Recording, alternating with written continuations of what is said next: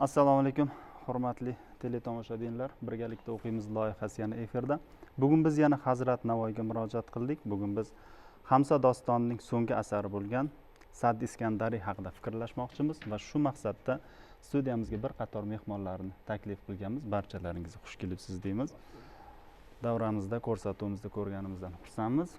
Demak, bu asar haqida gapirishda baribir bitta narsaki, Hamsani biz baribir bir butunlik sifatida, yaxlitlik sifatida qabul qilamiz. Ya'ni u ichidagi har bir doston qanchalik mukammal qurilgan bo'lsa, baribir bu yerdagi Hamsaning o'zi ham, ya'ni shu 5 ta doston ham bir-biriga nisbatan mana shunaqa bir-birini to'ldiruvchi sifatida olingan. Masalan, baribir agar Hayratul Abrorni oladigan bo'lsak, buni agar soddaroq qiladigan bo'lsak, inson umriga mengzash ham mumkin. Abdurasul aka, masalan, demak, boshda baribir o'sha odob, axloq, pand nasihat, undan keyin demak o'sha hunar bilan bog'liq jihatlari, endi asosiy qirralar sifat. Undan keyin albatta har bir insonning boshida bo'ladigan muhabbat mavzusi va undan keyin o'sha real dunyo bilan to'qnashuvlari odamning, ya'ni o'sha nafs bilan kurashlari, chalg'ishlari bir tomonga va mana shunaqa agar ketma-ketlikda oladigan bo'lsak, Sa'd Iskandariyning mana shu butunlikdagi o'rni qanday bo'ladi?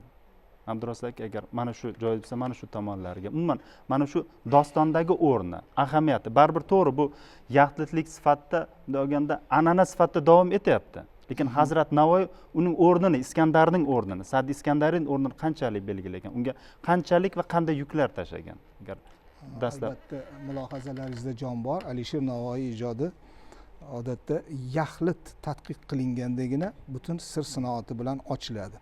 Lekin katta meros. Shuning uchun 5 ta dostondan iborat. Tadqiqotchilar buni ko'pincha alohida tadqiq qilganlar va bu o'rinli deb bilaman. Sa'd Iskandariyni Hamsada tutgan o'rni, menimcha Sa'd Iskandariy oxirgi doston hamda Hamsani yakunlovchi dostoni. Navoiy ijtimoiy falsafiy qarashlarining qaymog'i. Odatda tarixda o'tgan mashhur shaxslar orqali u yoki bu ijodkor o'z davri muammolarini ko'tarib chiqadi va shu tarixiy shaxs orqali o'z falsafiy ijtimoiy qarashlarini ilgari suradi. Bu jihatdan olib qaraganda Aleksandr Makedonskiy Iskandar obrazi sharqda qadimdan adabiyotning mavzusi bo'lgan. Firdavsiyni olasizmi yoki Navoiyning salaflari Nizomiy, Xusrav Dehlaviy, Abdurahmon Jomiyni olasizmi? Bular ham bu mavzuga ko'p marotaba murojaat qilganlar. Demak, Alisher Navoiy ham ma'lum ma'noda adabiy an'anani davom ettirgan. Agar yodingizda bo'lsa, Navoiy 4 dostonni yozib tugallagandan keyin orada 5-10 kun dam oladi. Tabiiy bu. Qisqa muddatda yozilgan. Ustiga Sa'd Iskandariy dostonlari ichida eng kattasi 7215 bayt, agar xotiram pand bermasa. Bundan keyin bu jiddiy ishga qo'l urish oldidan bir ijodkor o'z o'y xayollariga beriladi. Bu haqda dostonda Navoiy atroflicha to'xtalgan. Iskandar haqida rivoyatlar, tarixiy asarlardagi talqinlar, xalq og'zaki ijodidagi ma'lumotlar, u xalq og'zaki ijodining doimiy mavzusi bo'lgan. Mana shu narsa Navoiyni doston arxitektonikasi, ya'ni uni qurilishini bir qadar murakkabligidan biroz cho'chitadi. Va Navoiy o'z mulohazalarini juda jonli ifodalagan. Jomiyga borib maslahat so'raydi va shundan keyin bu dostonni boshlashga kirishadi. Demak, bundan ham bilsa bo'ladiki, Alisher Navoiy ijodida Sa'd Iskandariy dostoni bir alohida o'ringa ega. Alohida tayyorgarlik bilan yondashilgan va jiddiy muammolar ko'tarilgan. Bularni endi mana suhbatimiz davomida asta-sekin birma-bir baqadri imkon ochib berishga, bu haqda to'xtalishga harakat qilamiz. Men shu ma'noda buni dostonni ilmiy tanqidiy matni ming afsuski hozirgacha tuzilmagan. Buni ham alohida aytib o'tmoqchiman. Juda katta doston, lekin ko'p marotaba nashr qilingan. O'sha 40-yillardan boshlab nasriy bayonlari, tabdillari bor. Mavjuda Hamidova tomonidan so'nggi 90-yillar boshlarida yangi bir nashriga qo'l urildi. To'liq oldingi Inoyat Maqsumov tayyorlagan matn nasriy bayon to'liq emas edi. Sizlarga yaxshi ma'lum, an'anaviy boblar tushirib qoldirilgan edi. Mavjuda Hamidova buni to'liq nasriy bayonini tayyorladilar hamda Navoiy dostoni bilan bir kitob ostida nashr qildilar. Bu ham bir katta yutuq. Rahmat Abdurasul aka. Maqsud aka, bu yerda hozir Abdurasul aka ham aytdi, ya'ni Iskandar obrazi sharqda qadimdan bor edi. Shu Firdavsiydan deyishadi. Va bu yerda ko'pchilik kitobxonlarimiz ham shu savol bilan murojaat qilishyaptiki, ya'ni Sardi Iskandariydagi Iskandar obrazining prototipi kim degan. Endi buni baribir shu Aleksandr Makedonskiy Maqduniyga olib boramiz, lekin Hazrat Navoiyning Iskandari e'tibor beradigan bo'lsak, unda mo'minlik sifatlari shunday ko'rinib turibdi-da. Bu o'sha jihatlar bilan balkim o'sha Qur'oni Karimda keltiriladigan Zulqarnaynga borib taqaladimi yoki boshqa ham. Endi to'g'ri, bu asar baddiyat uchun bu juda muhim bo'lmasligi mumkin, baribir mana shu tomoniga bir to'xtalib o'tsak, baribir prototipi masalasi ko'pchilikda qiziqish uyg'otadi. To'g'ri, endi bunday savollar o'zi odatda hammada tug'iladi. Iskandar kim? Aleksandr Makedonskiymi prototipi yoki aynan Qur'oni Karimda tilga olingan Iskandar obrazimi? Badiiy asardan yoki badiiy obrazdan o'sha obrazning o'sha estetik adabiyotning estetik talablari nuqtai nazaridan yondashib agar qaraydigan bo'lsak, badiiy obrazdan shu obrazlilikni, obraz mazmunini, mohiyatini, uning tabiatini, uning go'zalligini va o'quvchiga qaysidir ma'noda ijodkor tomonidan, shoir tomonidan o'z g'oyalari singdirilgan bir umumlashmani kutishimiz kerak va shuni izlashimiz kerak. Alisher Navoiyning Iskandari shunday obrazki, unda biz aytayotgan Qur'oni Karimdagi Iskandarning fazilatlari, xislatlari, barcha adolat yo'lidagi o'ziga xos bo'lgan bir g'oyalarni o'ziga singdirgan siymosi gavdalanadi. Va shu bilan birgalikda Sharq adabiyotida yoki Sharq olamida Navoiy o'zigacha mashhur bo'lgan Aleksandr Makedonskiy nomi bilan Sharqda shuhrat qozongan sarkardani, ulug' sarkardani fazilatlarini ham, yurishlarini ham hammasini shunga singdiradi va bir obraz sifatida uni jonlantiradi, bizga taqdim qiladi. Ya'ni o'z g'oyalarini shunga singdirib, undan ibrat olishga undaydi. Alisher Navoiyning Iskandari barcha mana shu xususiyatlarni bir joyda mujassam etgan bir butun obraz. Mana Iskandar siymosida bunda qaraydigan bo'lsak agar Hamsa dostonlarini e'tibor qilib kuzatadigan bo'lsak, Hayrat Labror dostonidan boshlab kelamiz. Hayrat Labrorda xo'p ana Farhod va Shirinda biz Farhodning albatta Shirin bilan bevosita bog'liqligini ko'ramiz. Uni yakka obrazni ko'rmaymiz biz unda. Albatta bir ikkinchisini to'ldiradi, bir ikkinchisiz yo'q. Layli va Majnunda ham xuddi shunday holatni ko'ramiz. Majnun Laylisiz uni mazmunini yo'qotib qo'yadi, o'z mohiyatini yo'qotib qo'yadi. Lekin endi kelib albatta Sabay Sayyor dostonida ham shunaqa misolni aytishimiz mumkin Bahrom holatdan. Lekin bunda Saddi Iskandariy dostonida Iskandarning yaxlit bir butun qiyofasi namoyon bo'ladi. Bu yakka obraz, alohida obraz. Asar voqealar rivojida syujetda o'zi alohida o'rin tutadi. To'g'ri, uni to'ldiradigan obrazlar bor. Arastuga o'xshagan siymolar yoki boshqalarni misol qilishimiz mumkin, lekin ular baribir Iskandar darajasida yoki Iskandarning holati va Iskandarning qiyofasini aks ettiradigan darajadagi baland bir obraz darajasini bizga bermaydi.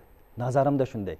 Shu uchun ham Alisher Navoiyning Iskandarini biz boshida fikr boshladikki, bir o'ziga xos yaqqol butun bir obraz qiyofasida ko'ramiz va uni albatta adabiyot nuqtai nazaridan obraz deb talqin qilishimiz to'g'ri bo'ladi. Rahmat. Endi Ilyos aka, sizga umuman o'sha suhbatlaringiz bittasida men Saddi Iskandar yaratilishi haqida fikr yuritganingizni aytasizki, ya'ni bu endi baribir an'anaviylik aniq-da. An'anaviy shu vaqtgacha bo'lgan obrazlar bu an'anadan chiqib ketilmasdi, bu tomoni qat'iy edi va shunga qaramasdan, ya'ni Nizomiy va Dehlaviydan yetib kelayotgan an'anaga qat'iy amal qilganligini Hazrat Navoiy aytgansizda va shu bilan birga uni novatorligi ham bor. O'sha tomonlar haqida, demak uni yana qaysi tomonlar aynan ustozlarga tayanildi va endi agar faqat o'sha yo'ldan yurilsa, demak u yangi asar bo'lmasdi. Uni qaysi tomon novatorliklari nima deydi? O'sha tomonlarga ham. Demak biz hozir jonli efirdamiz, shuning uchun bizga mehmonlarimiz yana kelishyapti. Demak, xush kelibsiz deymiz. Bemalol davom etaveramiz. Desak, siz bemalol fikringizni davom ettirishingiz mumkin. Ya'ni o'sha uning demak mavjud an'analarga bog'liqligi va shu an'ananing ichida turgan holatda novatorliklari. Hop, maylimi, men bir narsaga ruxsat so'ramoqchi edim. Hozir bu savolga javob berishdan oldingi ikkita savolga qo'shimcham bor edi. Bemalol. Birinchisi, boya siz aytib o'tgan yuqoridagi xamsaning yaxlitligi masalasi va u tarkibidagi 5 dostonning o'zaro aloqasi masalasi edi. Bu jihatdan bu haqida birinchi gapni Navoiyning o'zi aytgan, Alisher Navoiyning o'zi Sa'di Iskandariy dostoni debochasini 5-bobida Hamsa takmilida deb boshlanadigan bob bor. Mana shu bobda yuqorida mana Abdurasul aka yaxshi ta'kidlab o'tdilar o'sha joyini. 4 hamsani tugatib 5-yakunlovchi dostonni 4 doston tugatib yakunlovchi 5-doston boshlashdan oldingi ijodkor o'zining psixologiyasi bo'ladi. Ana shu jarayonni tasvirlaydi-da Navoiy. Va shu yerda aytadiki, sarlavhasida bir juda g'aroyib va ayni paytda juda kamyob bir tashbih bor-da, mana shu bobning sarlavhasida. Navoiy 5-bobni sarlavhasida o'z hamsasini 5 vaqt namozga tashbih qiladi. Va Hayratul Abrorni bomdodga, Farhod va Shirinni peshinga, Layli va Majnunni asrga, Sabbay Sayyorni shomga, Sa'di Iskandariyni xuftonga. Va o'sha jarayonda aytadiki, men 4 vaqtni ado qildim. Ana endi 5-chisi qoldi. Bunga kelganda tab yaltoqlanyapti deydi. Xuddi xuftonga odamni tabi yaltoqlangan kabida. Agar 5-chisini ado qilmasam, 4 qolgan 4tasi zoya bo'ladi. Shuning uchun men tabimni bu 4 kunlik yaltoqlikdan chiqarib, 5-chisini va tugatishga qaror qildim deydi. O'sha yerda hamsanavislik yo'lini bir cho'qqiga chiqib boradigan so'qmoqqa o'xshatadi Navoiy bobning ichida. Va so'qmoqni aytadiki, 4dan o'tgandan keyin 5-chisi maqsad bilan ishtiboq deydi. Ya'ni 5-chisi shubhasiz maqsad manzilidir. Sa'di Iskandariga nisbatan aytadi. Navoiyning ayni mana shu avtointerpretatsion talqinlari, o'zini talqinlari. Bu 5 hamsa tarkibidagi dostonlar o'zaro aloqador ekani, bir-biri bilan izchil bog'liq ekanini anglatsa bir tomondan, ikkinchisi Sa'di Iskandariy maqsad bilan ishtiboq. Navoiyning o'zini tili bilan aytganda, ya'ni shubhasiz maqsad manzilidir. Busiz haligi Sa'di Iskandariy hamsa oxiriga yetmay qoladi. Shuning uchun Sa'di Iskandariy dostoni oldingi 4 dostonga nisbatan alohidaroq yondashuvni talab qiladi. Bu jihatni unutmaslik kerak.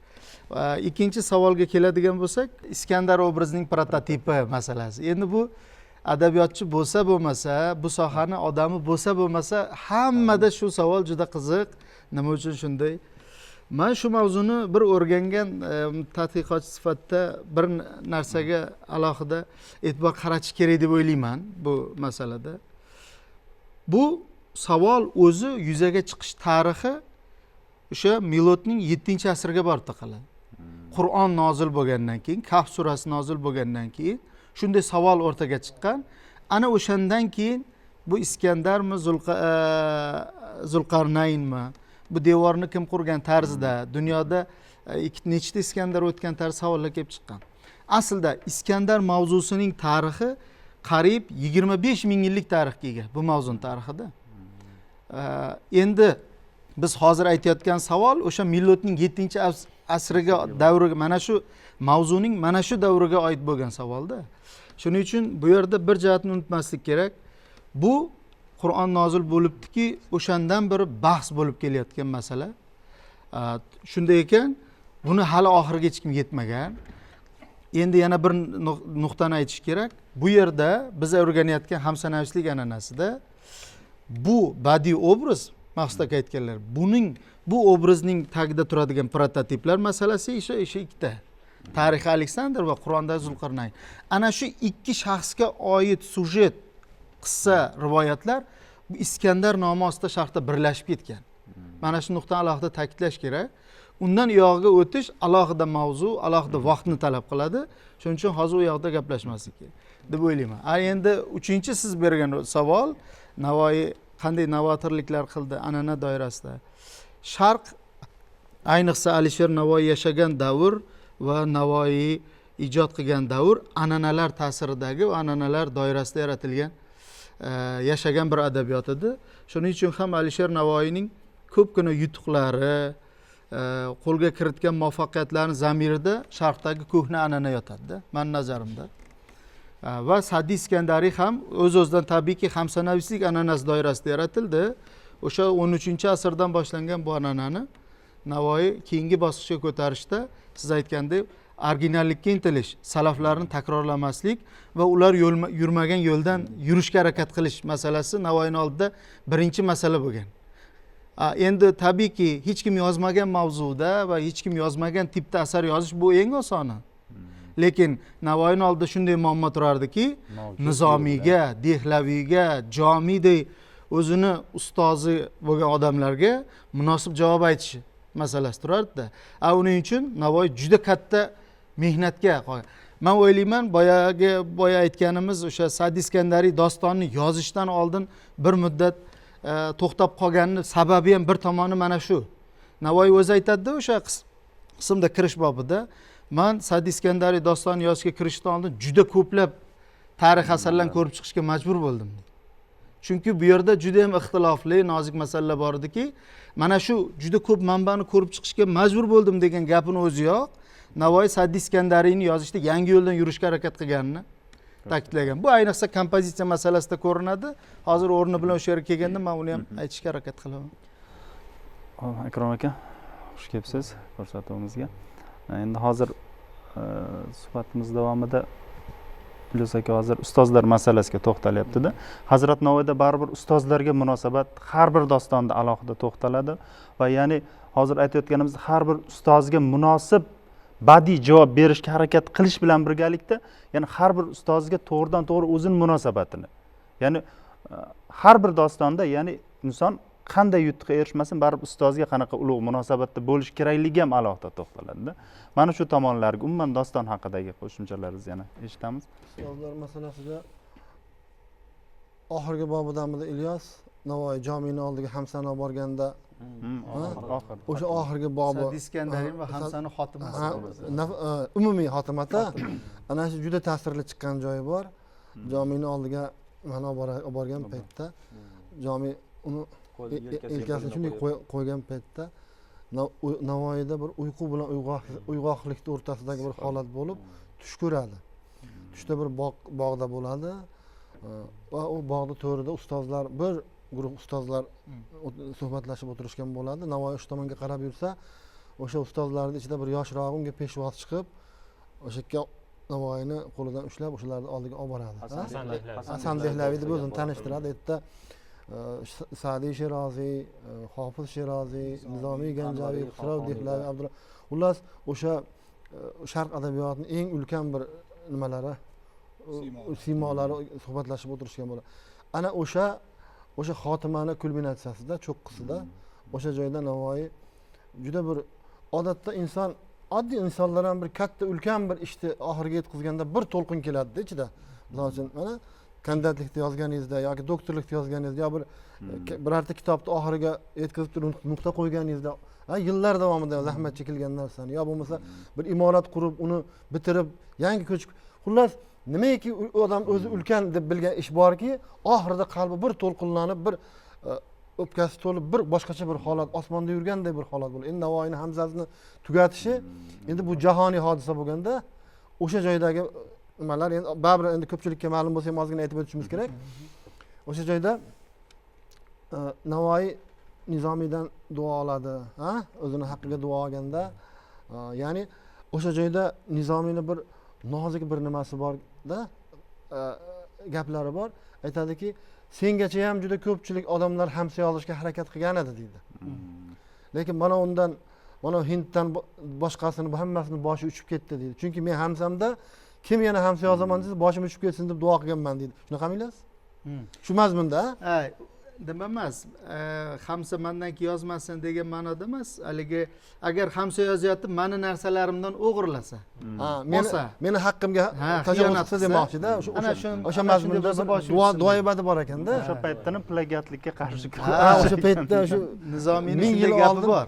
1000 yil oldin plagiatlikni oldini olgan ekanda va deydi, sen nafaqat meni ustozlik haqqimdir oya qilding. Har subuh, har kecha hamsa yozishga o'tirganda meni haqqimga duo qilib keyin ishni boshlading deydi. Shuning uchun bu ustozlar masalasi ustozlar masalasida savolingiz ustozlar masalasida bo'lganda shuning uchun meni haqqimga duo qilib ishni boshlaganing uchun o'sha bir ishingni bir muvaffaqiyatli yakunlanganligini bu ajoyib bir favqulodda bir ajoyib bir badiiy asar yuzaga kelgan sabablardan bittasi shunaqa deb nima qiladida va o'sha joyda Navoiyni haqni tanishlik degan bir xususiyati ham shu yerda namoyon bo'ladi. O'sha yerda Navoiy Husayn Boyqaroga duo so'raydi. Nizomiy Ganjavidan duo so'rasa, endi Nizomiy Ganjavi o'sha yerda Xusravga Xusrav duo qilsin deb duoni nimaga havola qiladi. Xusrav Dehlaviga nima qilib, buni ismi Xusrav, buni ismi Xusrav, buni lavozimi Xusrav. Uni nima?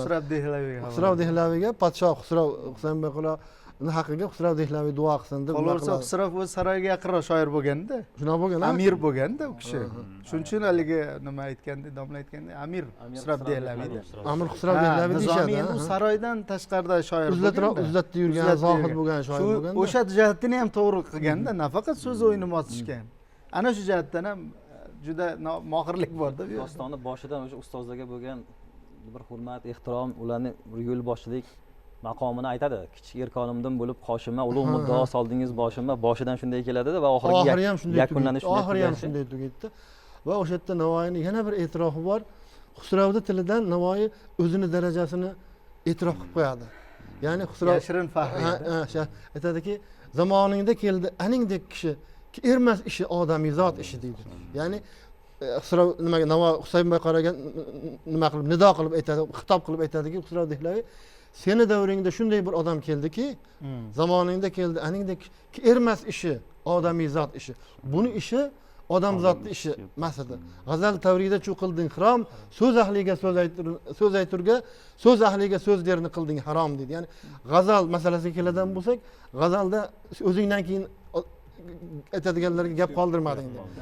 Hamsada bunaqa ahvol qilding, g'azalchilikda bunaqa deb turib, Navoiy o'zini mavqesini, umuman Turkiy adabiyotidagi o'zini darajasini Xusrav Dehlaviyning tili bilan belgilab qo'yganda, ajoyib bir lavha, ajoyib bir nima deydi, sahnada bir sahna ko'rinishida bu. Ajoyib bir nima. Shunga o'xshab bu ustozlarning masalasi Navoiyni hamma nafaqat nimada? Nafaqat hamsada mana qit'asi bor-ku, g'azalda uch kishi tavridullah ki andin yaxshi yo'q nazm ehtimoli, biri mo'jiz bayonliq sohiri hind ki ishq ahlini o'rtar so'zi holi, biri Iso nafaslik rindi shiroz fano dayrida masti la uboli, biri qudsiy asarlik orifi jom ki jomi jam durursingan safoli. Navoiy nazmiga boqsang emasdir bu uchning holidan bir bayt holi. Shunaqa bu qit'alarida ham, g'azallarda umuman Navoiyning ijodida ustozlar masalasi juda katta bir bu namunada bu. Men o'ylayman shu masala bugun uchun ham muhimda o'zi. Men shunga olib kelmoqchiman. Bugun uchun muhim. O'zi u Navoiy o'sha namunasini ko'rsatganda, bugun uchun ham juda muhimda bu. Yana bitta qo'shimcha, mana shu oxirgi epizodni juda yaxshi tushuntirib berishdi, zamonaviy talqinlarni aytishdi.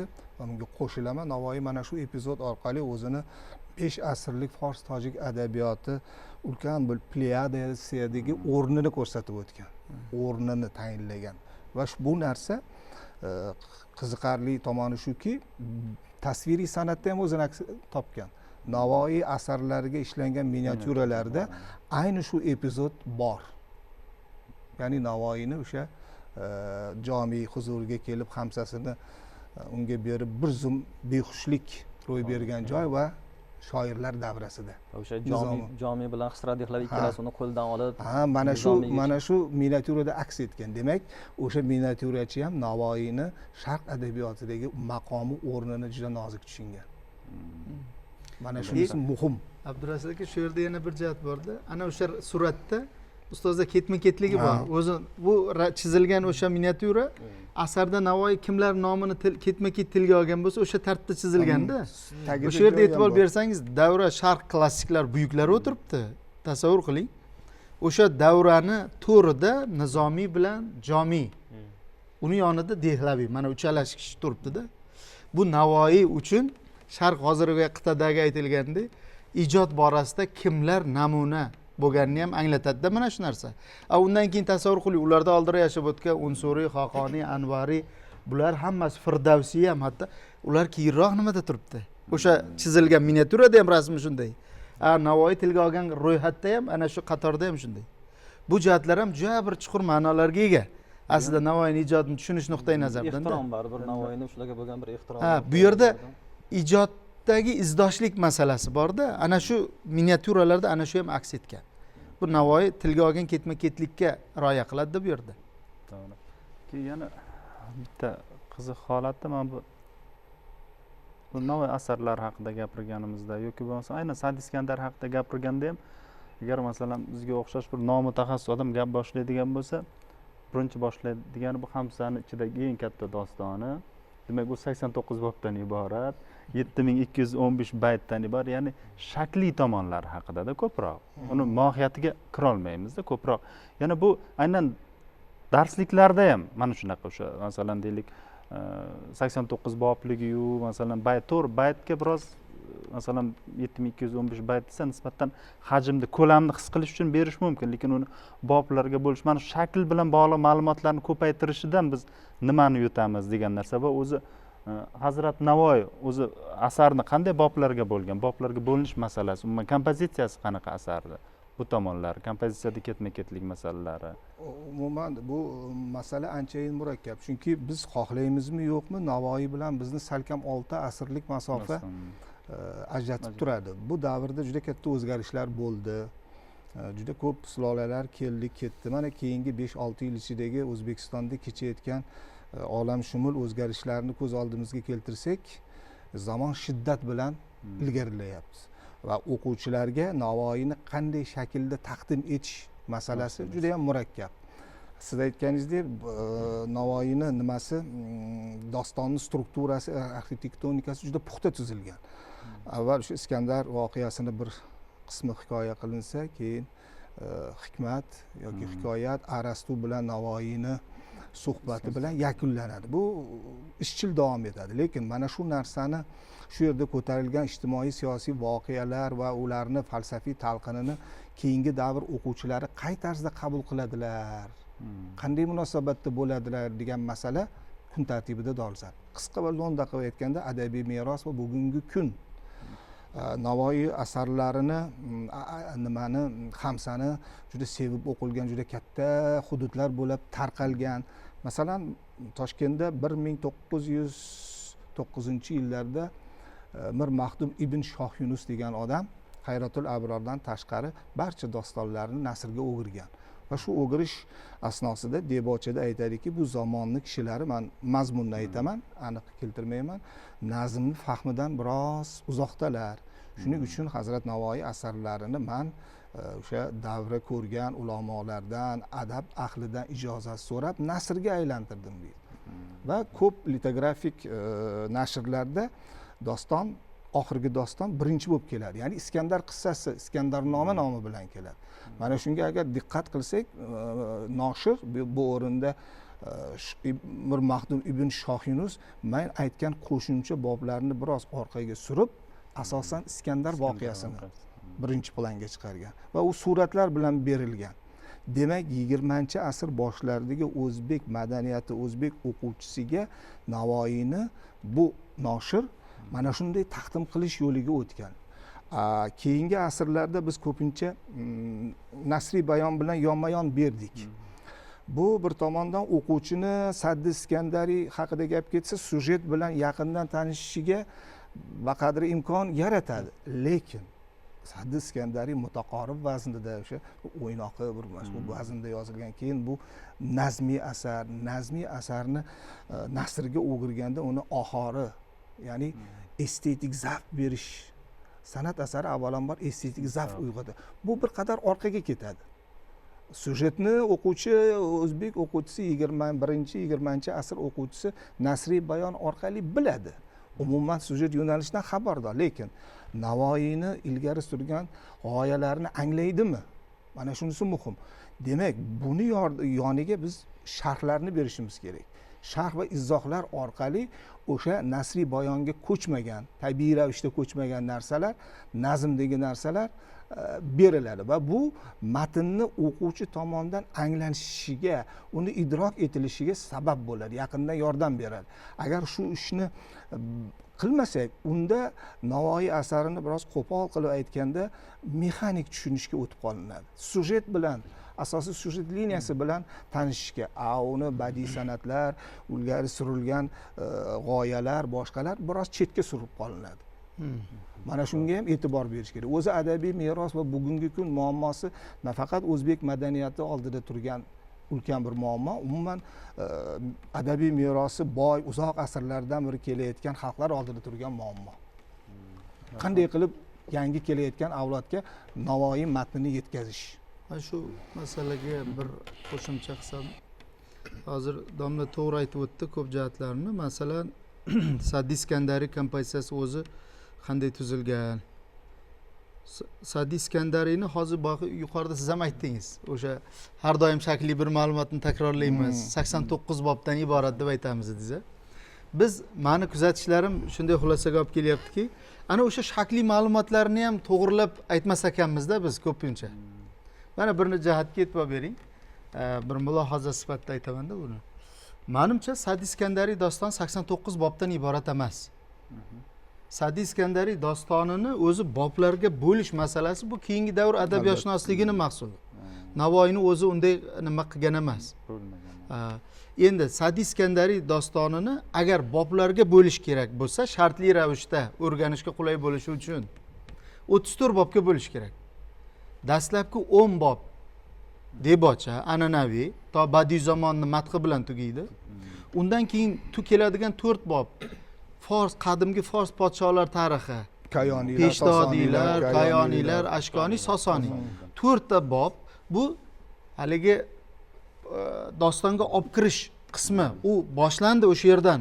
Chunki ana shu 11-bo'limda, ya'ni mana shu 4 sulola tarix boshlanishidan oldin Navoiy aytadiki, bu dostonni yozishdan maqsad tarix ilmi maqsadidan vuquf topmoqlik deydi. Ya'ni tarixni bilish maqsad o'zi bu dostonda. Shuning uchun avval 4 tabaqani yozdimki, undan keyin obyektni ajratib olib, ya'ni Iskandar tarixini ajratib olib yozaman. Undan keyin mana shu dastlabki 4 bob ketdi. Ana undan keyin keladigan bo'limda doston og'ozi deb boshlanib, Iskandarning tug'ilishi va hokazo boshlanib ketadi. Mana shu jihatga e'tibor beraylik. Dostonning asosiy qismi, ya'ni 10 ta debocha bobdan keyingi qismlar hammasi kvartet tarzda birlashgan. Har 4 bo'lim bir masalaga bag'ishlangan. Demak, o'sha boya aytganimiz 4 ta sulola tarixi dastlab, undan keyin Navoiy Iskandarning yoshligi masalasini tasvirlab turib, otasining o'limini oxirida o'sha bobning bo'limni oxirida otasi o'limini tasvirlab, Iskandarning otasi margini ko'rib, ya'ni o'limini ko'rib, butun dunyodan ko'ngli qoldi degan gapni olib keladi-da, ana shundan keyin o'sha masalaga muvofiq himmat talqinini beradi. Himmat haqida nazariy mulohazalarni bayon qiladi. Ana undan keyin himmat masalasini badiiy illyustratsiyasi bo'lgan himmatga oid shoh va gado hikoyasini keltiradi. Ana undan keyin himmat masalasining falsafiy muhokamasini Arastu bilan qiladi. Ko'ryapsizmi? Mana shu 4 ta bo'limni ham bitta himmat masalasi va Iskandarning sarguzashtidan kelib chiqadi albatta bular hammasi birlashtirib turibdi. Agar buni modomki boblarga bo'lib o'rganish va tavsiya qilish ko'rib chiqilar ekan, menimcha ana shu bir masalaga bag'ishlangan har 4 bobni bir bob sifatida berishimiz kerak. Ana shunda Navoiy aytmoqchi bo'lgan domla juda to'g'ri urg'u berdilar. Biz faqat uni sujeti tomonda mexanik ketib qolyapmiz. Orqasidagi 3 ta ilova bob bor uni. Har bir sujetning orqasida ana shu uchalasi qolib ketadi. Darsliklarimizda ham yaqingacha ham ana shu faqat sujet qismi beriladi, qolgan qism tashlanadi. Agar Sa'di Iskandariy dostonidan biror parchani darslikka kiritish kerak bo'lsa, undagi biror, masalan, adolat masalasiga yo af yo yoshlik masalasiga bag'ishlangan bir bobni 4 qismini to'liq holda berish kerak. Mayli muayyan qisqartirishlar bilan bo'lsa ham, har holda o'quvchida Sa'di Iskandariyning kompozitsiyasi va bir masala Navoiy tomonidan qanday yoritilgani haqida umumiy tasavvur hosil bo'lishi kerak-da. Biz uni kalkalab berdik, har doim yulib, unda hech qay na u tomondan to'liq bo'ldi, na bu tomondan.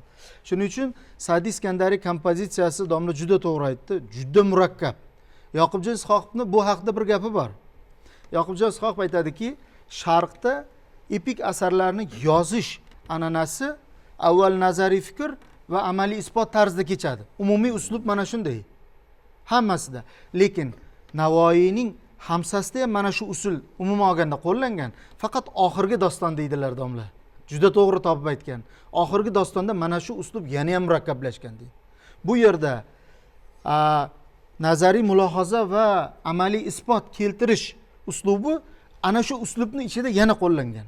Xuddi boya aytganimizdek, muqaddima boblar, nazariy fikrlar ijodkorning umuman asardagi pozitsiyasini ko'rsatadi. Qolgan qism unga nisbatan illyustratsiya.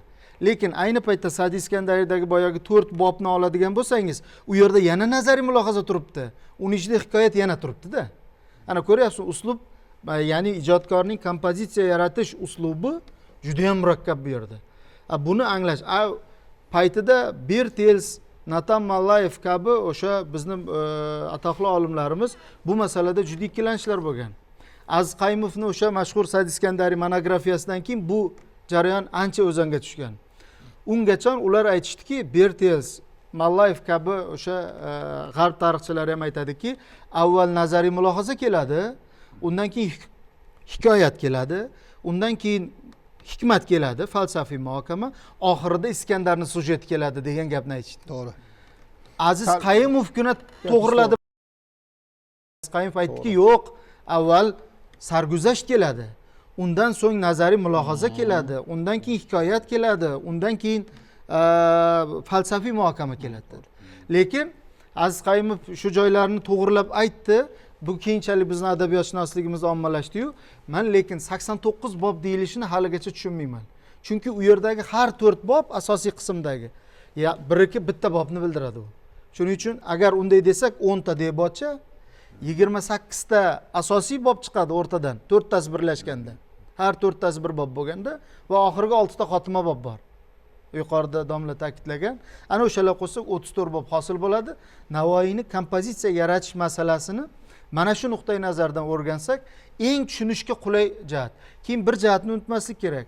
Navoiyning kompozitsiyasini adabiyotshunoslar belgilamaydi. Navoiyning kompozitsiyasi bor.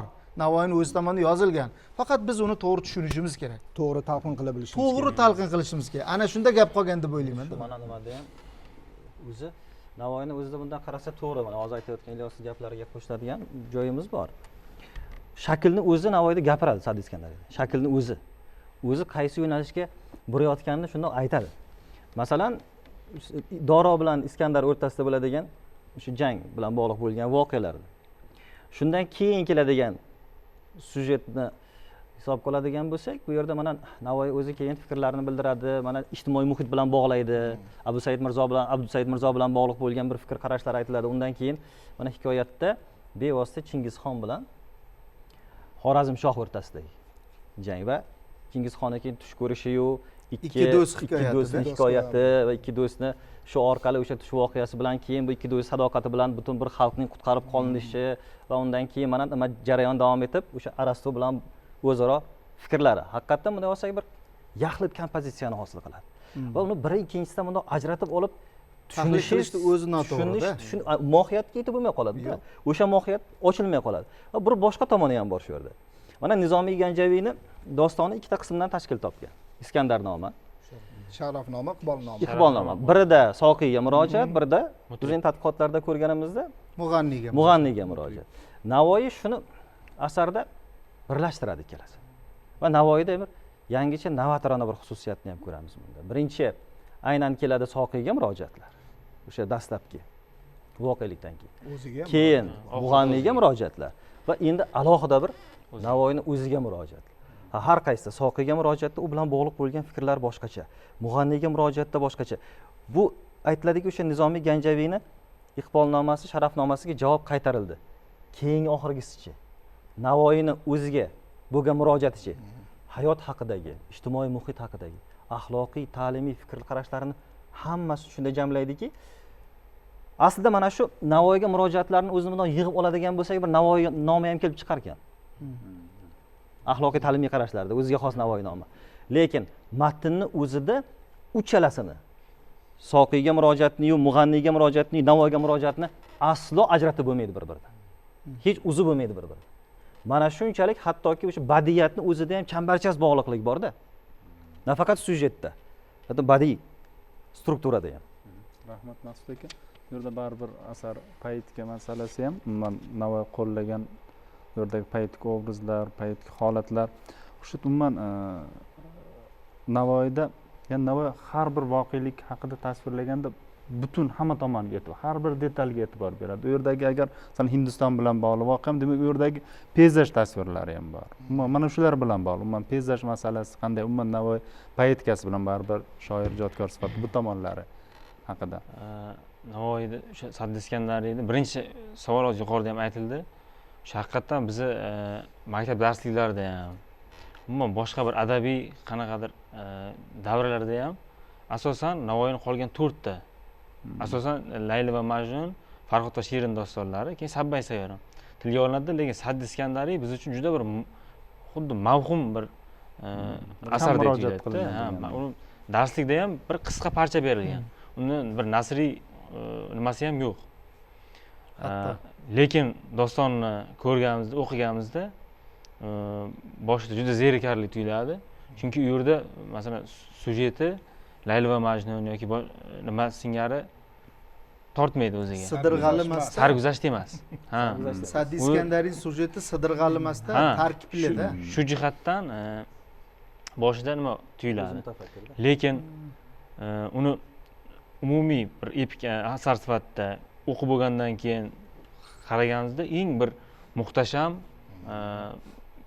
o'sha Hamsani ichidagi eng muhtasham asar Saddi Iskandariy degan odam tushunadi. Hozir o'sha peyzaj haqida o'sha Aftonda Erkinov domlaning bir kitoblari bor, Navoiy peyzaj ustasi degan. O'sha yerda nomzodlik ishlari, o'sha nomzodlik ishlar, lekin yaratish mahoratidan bo'lgan. O'sha yerda nima qilib berganlar? Qish va bahor peyzaj orqali Navoiyni peyzajda ham mukammal peyzaj, ya'ni peyzaj turlari bor. Epstein o'rgangan, uni keyin tasniflaydi. O'sha yerda bitta nima bor? Ekzotik peyzaj degan. Mahalliy peyzaj bor va ekzotik peyzaj. Ekzotik peyzajda o'sha ijodkor o'sha peyzajni yaratayotganda o'zini geografiyasidan chiqib ketadi deydi. O'zining geografiyasidan chiqib ketib, o'zi ko'rmagan voqelikni ham, o'zi bormagan nimani ham uni fanga nima deydi, xilof bo'lmagan tarzda tasvirlaydi. Va bu albatta o'sha she'r san'atlar bilan ta'riflaydi deydi. Domlaning o'sha ishida ham xulosa shuni chiqarilgan ekan. U yerda juda murakkab nimaga olib kelingan.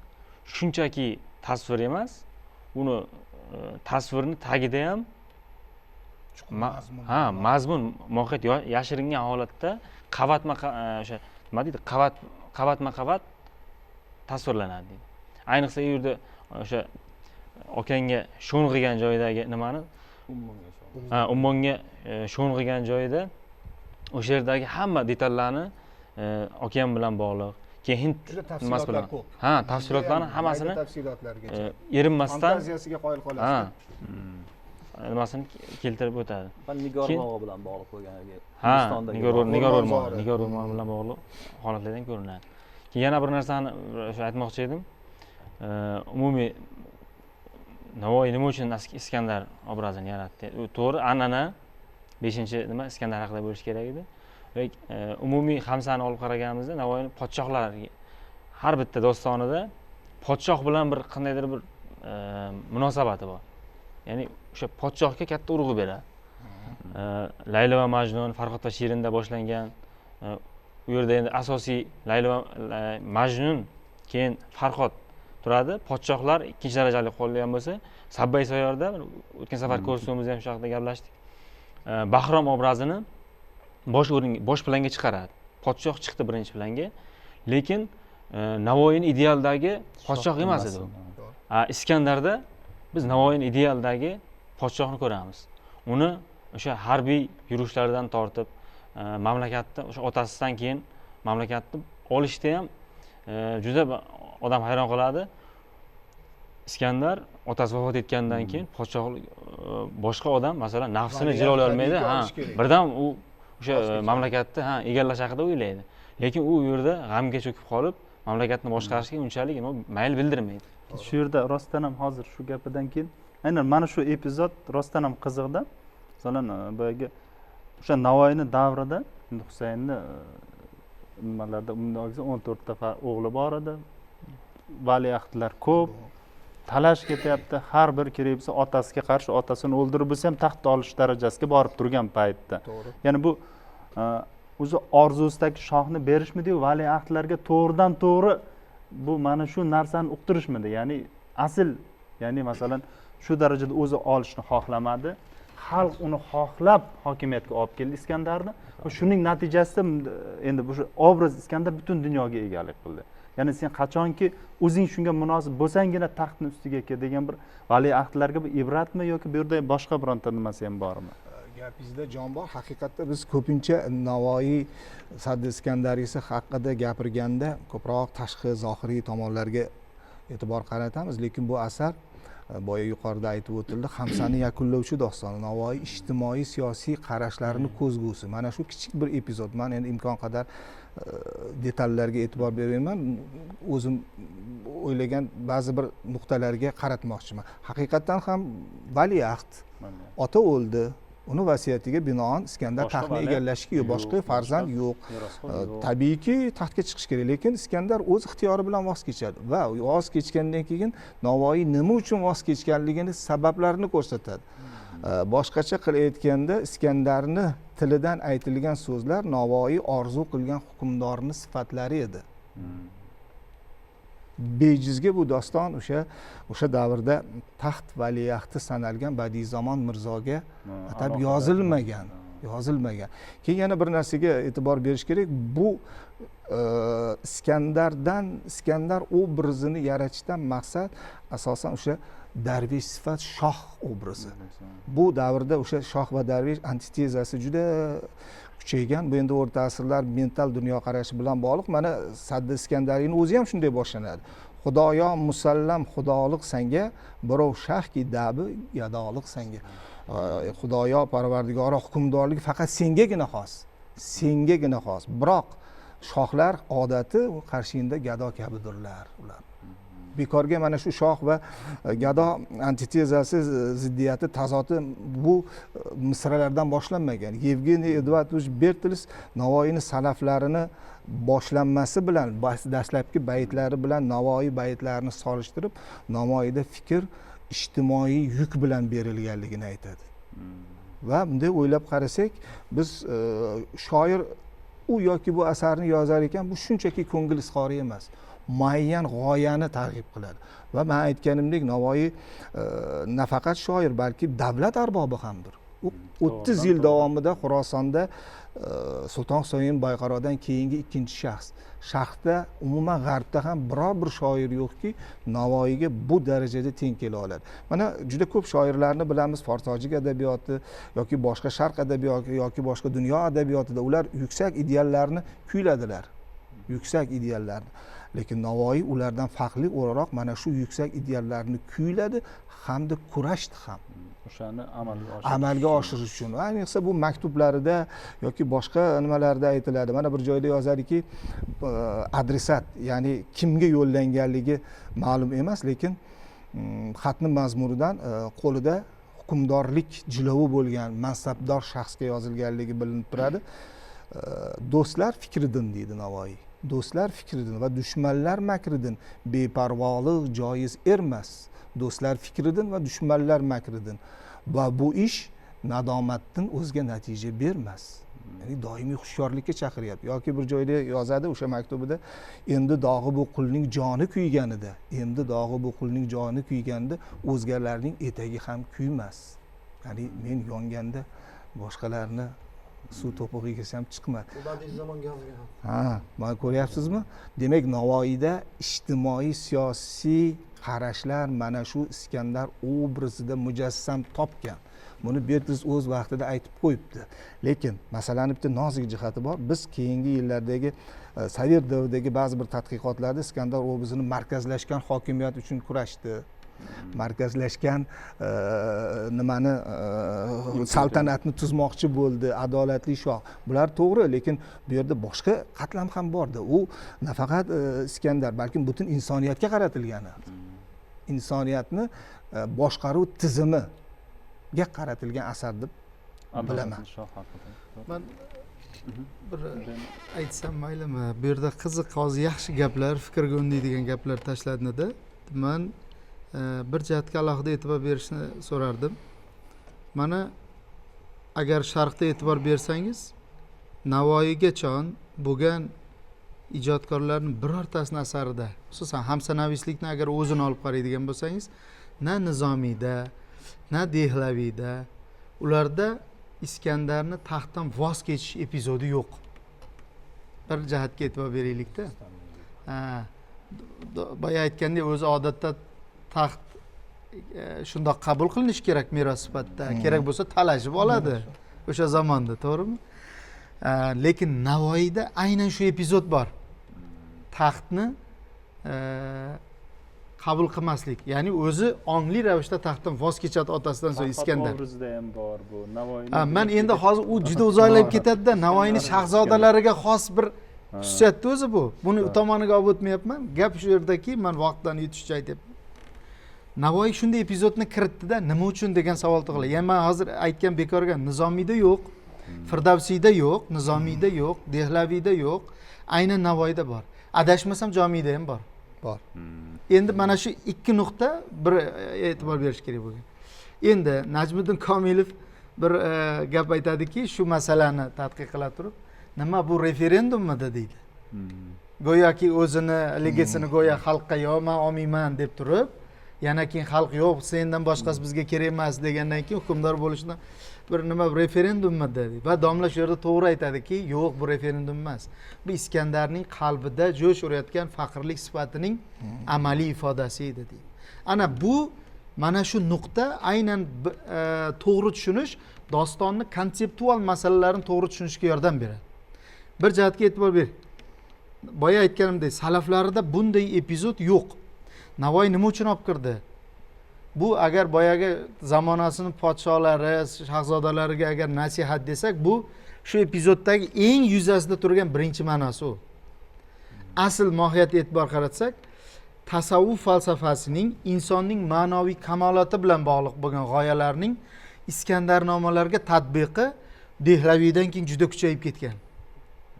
Aynan ana shu Dehlaviyda boshlangan shu an'ana Jomiyda butunlay Iskandarning faoliyati bilan bog'liq sujetni bu doston Iskandarnomavislik an'anasidan siqib chiqardi.